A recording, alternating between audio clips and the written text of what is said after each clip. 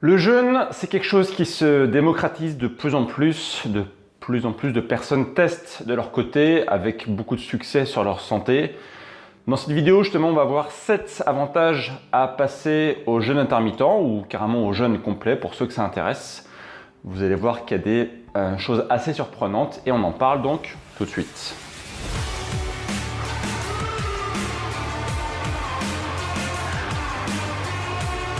Juste avant de démarrer cette vidéo, si jamais le jeûne vous intéresse pour la perte de poids, eh bien je rappelle que j'ai un document complet sur la perte de poids définitive où justement j'évoque aussi le jeûne intermittent pour perdre du poids. J'ai une méthodologie complète expliquée.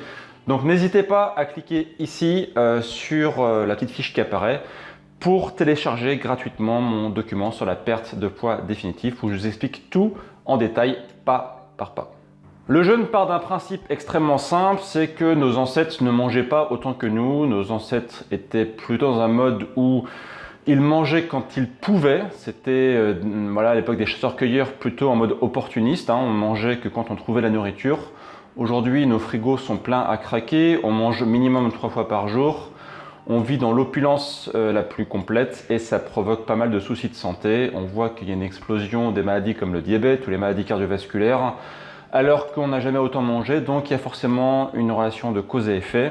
Et on peut aujourd'hui revenir en partie en arrière en mettant au silence pas mal de pathologies qui ont été développées par le monde moderne, justement en mangeant moins, en mangeant mieux aussi. C'est ce que je vous enseigne sur cette chaîne. Et justement, on va évoquer tout ça en détail. Alors le jeûne, c'est pas quelque chose de nouveau en soi, ça existe depuis la nuit des temps. Beaucoup de religions incluent le jeûne dans leurs préceptes de base.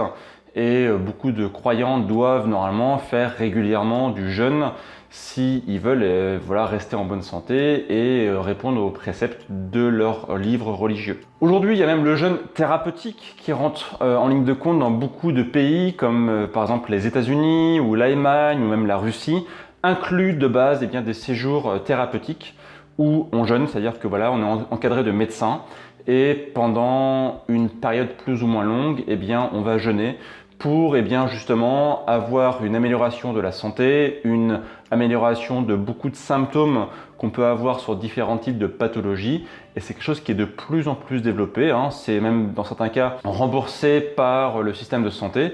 Donc aujourd'hui en France là-dessus, on a clairement un peu de retard. Le jeûne, c'est pas du tout inclus dans le parcours thérapeutique, on va dire, normal.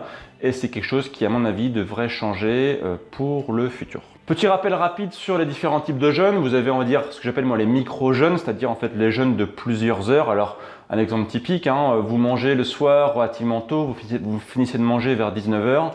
Vous mangez ensuite votre petit déjeuner le lendemain matin à 7 h du matin, donc vous avez fait 12 heures de jeûne. Et ma foi, ça s'est bien passé, vous n'avez pas eu de symptômes particuliers, vous n'êtes pas mort, votre corps a résisté. Donc oui, vous pouvez rester de très nombreuses heures sans manger. Moi, c'est ce que je fais la plupart du temps. Je mange assez tôt le soir, et ce qui fait que j'ai au moins 12 heures de jeûne dans une journée. Donc ça permet de reposer le système digestif. Ça permet de ne pas être tout le temps en mode digestion, et c'est vraiment quelque chose que on devrait faire régulièrement. Le deuxième niveau, ça s'appelle le jeûne intermittent, c'est-à-dire c'est une période de jeûne un peu plus longue. En général, ça va de 16 h jusqu'à souvent 20 h. Donc exemple 16-8, le format 16-8 c'est le plus connu. 16 heures de jeûne, 8 heures de fenêtre dans laquelle on peut manger. Et puis donc le jeûne 24, 20 heures de jeûne et 4 heures où on peut manger. C'est ce qu'on appelle diète du guerrier ou Warrior Diet. J'ai fait une vidéo là-dessus récemment. Je vous la mets ici si vous ne l'avez pas vue. Je vous explique en détail ce que c'est que la Warrior Diet. Pour les gens qui s'inquiètent de se dire que pas manger pendant de nombreuses heures c'est mauvais pour la santé, ne vous inquiétez pas, le système de notre corps est bien fait. On estime qu'avec les réserves qu'on a, on peut rester au moins 40 jours sans manger. Oui, 40 jours, voire même certaines expériences et certaines personnes ont fait des jeûnes beaucoup plus longs que 40 jours. Alors forcément, il peut y avoir des effets secondaires, ça c'est indéniable, mais en termes de vie, on peut vivre, oui, plusieurs dizaines de jours sans manger. C'est pas ce que je vous encourage à faire bien sûr, mais c'est juste pour illustrer le fait que ce n'est pas en ne pas mangeant pendant quelques heures, même pendant 24 heures, que vous allez mettre votre santé en péril, loin de là. Ne vous inquiétez pas, la biologie est bien faite, votre corps est bien fait, vous avez de nombreuses réserves. Justement, ces réserves, où sont-elles? Elles sont à différents endroits. Vous en avez dans votre foie, sous forme de glycogène, dans vos muscles, là aussi sous forme de glycogène, mais qui est un glycogène un petit peu différent. Vous en avez sous de votre peau, donc ça s'appelle la graisse sous-cutanée.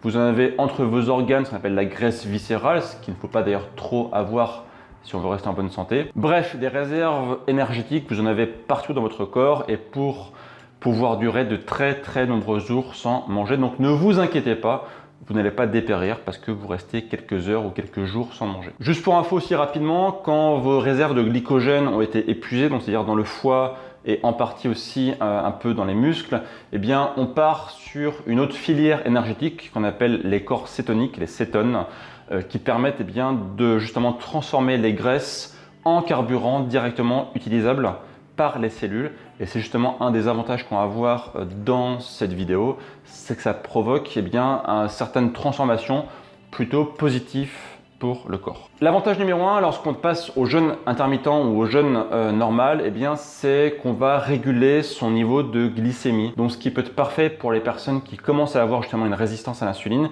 qui peuvent être prédiabétiques, voire diabétiques de type 2. C'est ici un principe très simple, c'est que si jamais vous n'êtes pas tout le temps en train de digérer, votre pancréas n'a pas à envoyer tout le temps de l'insuline dans votre corps. Vos cellules étant moins soumises à l'insuline, elles vont progressivement redevenir sensibles à l'insuline et donc le prédiabète, le diabète ou même la résistance à l'insuline va diminuer avec le temps. Donc ça, c'est le premier point positif. Le deuxième point, c'est que ça va baisser les marqueurs du syndrome métabolique. Le syndrome métabolique, j'en ai parlé sur une vidéo où je parlais notamment des graisses viscérales, donc je mets aussi cette vidéo-là si vous n'avez pas vu. Les marqueurs du syndrome métabolique, alors je ne vais pas tous les indiquer ici, mais vous avez en vrac le cholestérol, le taux de triglycérides, la pression artérielle, etc. Donc tous les symptômes bien connus qui indiquent que votre corps n'est pas en bonne santé. Et lorsqu'on passe justement sur le jeûne intermittent, vous allez avoir tous ces niveaux qui vont se réguler. Alors si je prends l'exemple du cholestérol, par exemple, je vais en parler un peu plus tard, c'est lié en grande partie à une diminution de l'inflammation chronique. Pour le taux de triglycérides, ça s'explique aussi par le fait que vous n'avez plus vous n'avez pas d'excès de nourriture en permanence. Vous avez justement votre corps, vous l'obligez à puiser dans ses réserves. Donc c'est bien toute cette énergie qui transite dans votre sang comme le gras, comme le sucre sous forme de glucose, ça va être beaucoup mieux régulé. Et donc dans l'ensemble, ça améliore la santé cardiovasculaire car on montre bien sûr que les personnes qui ont le syndrome métabolique ont beaucoup plus de chances de développer des maladies cardiovasculaires. J'en parlais à l'instant, l'inflammation chronique. Donc l'avantage numéro 3 justement, c'est une diminution de l'inflammation chronique. Les corps cétoniques dont je parlais en introduction de la vidéo, il y en a plusieurs. Il y en a un notamment qui s'appelle le BHB, qui est connu comme étant une sorte d'anti-inflammatoire, qui va diminuer la présence de molécules inflammatoires. Et donc ça va aider grandement à lutter contre des pathologies, par exemple neurodégénératives, qui sont en grande partie liées à l'inflammation, ou des pathologies comme la spondylarthrite ankylosante, qui sont aussi des maladies liées à l'inflammation. Et on montre aussi que certaines maladies auto-immunes, qui peuvent aussi être liées à l'inflammation, comme la maladie de Crohn par exemple, ou les rhécolites hémorragiques, peuvent avoir des bienfaits lorsqu'on passe en mode jeûne. Le point numéro 4, c'est l'augmentation de l'espérance de vie. Ça se base sur un point qui est très simple à comprendre. C'est le principe de restriction calorique. Aujourd'hui, en fait, comme je l'expliquais en introduction, on consomme beaucoup trop de calories au quotidien. Pour illustrer ça, il y a des études qui ont été faites, par exemple, sur des singes. Alors, des longues études, pas des études sur genre 1 ou 2 mois, des études sur 25 ans, donc ce qui est plutôt énorme, c'est quasiment la durée de vie d'un singe. Et en fait, on avait donc 2 groupes de singes, un groupe de singes qui mangeait normalement et un groupe de singes qui était en restriction calorique, c'est-à-dire qu'ils mangeaient moins que le groupe témoin. Et le groupe témoin, donc le groupe qui mangeait normalement, avait 3 fois plus de chances de mourir, on va dire, prématurément, en termes d'espérance de vie, que les singes qui avaient justement une restriction calorique. Donc aujourd'hui, clairement, on montre aussi sur plein d'expériences, notamment sur les souris aussi, que la restriction calorique, c'est bon pour l'espérance de vie. Les gens qui mangent trop, en général, ont une espérance de vie qui diminue. Le point numéro 5, c'est les cancers. Alors, je parlais justement en introduction, comme j'expliquais, il y a le jeûne thérapeutique. Donc, dans certains pays, c'est pris en charge par des médecins, vous êtes accompagné. Et c'est souvent d'ailleurs pour soigner des cancers. Aujourd'hui, en fait, on montre que le jeûne permet de diminuer des facteurs importants qui sont liés au cancer. Donc, par exemple, les facteurs de croissance, IGF-1, qui sont justement des sortes d'engrais à cancer, eh bien, sont diminués par le jeûne intermittent, et par le jeûne aussi tout court. On montre aussi que la chimiothérapie est améliorée par le jeûne. Alors ça se base sur un principe un peu complexe, qui est que lorsqu'on passe en mode jeûne, eh bien, il y a une sorte de protection qui a lieu sur les cellules normales, et les cellules cancéreuses, elles, ne peuvent pas se protéger de ce stress lié au manque de nourriture. Comme les cellules normales sont protégées, eh bien, elles vont moins subir la chimiothérapie, alors que les cellules cancéreuses qui sont moins protégées, elles vont subir de plein fouet la chimiothérapie. Donc, ça améliore la chimiothérapie globalement. Donc, si ça vous intéresse, ça s'appelle la résistance différentielle au stress. C'est un principe bien connu de ceux qui jeûnent et qui s'intéressent justement à la lutte contre le cancer en se basant sur le jeûne. Le point numéro 6, c'est l'amélioration de l'humeur. Beaucoup de gens qui font du jeûne voient une amélioration vraiment nette de leur état d'esprit. Ils ont souvent une plus grande clarté intellectuelle et aussi donc une meilleure humeur. C'est lié notamment au fait que lorsqu'on jeûne, eh bien, ça favorise la sécrétion des hormones du bonheur comme la sérotonine ou la dopamine. Donc ça, c'est plutôt un point plutôt intéressant. Il faut tester là aussi pour se rendre compte. Ça permet d'être plus heureux au quotidien. Et le dernier point, c'est une aide pour les maladies neurodégénératives comme Alzheimer ou Parkinson par exemple. On montre aussi que lorsqu'on jeûne, ça améliore ce qu'on appelle la sécrétion du facteur neurotrophique. Le facteur neurotrophique, c'est tout simplement en fait un élément qui permet de favoriser la croissance et le développement des cellules de type neurones. Et donc ça permet de diminuer le déclin cognitif.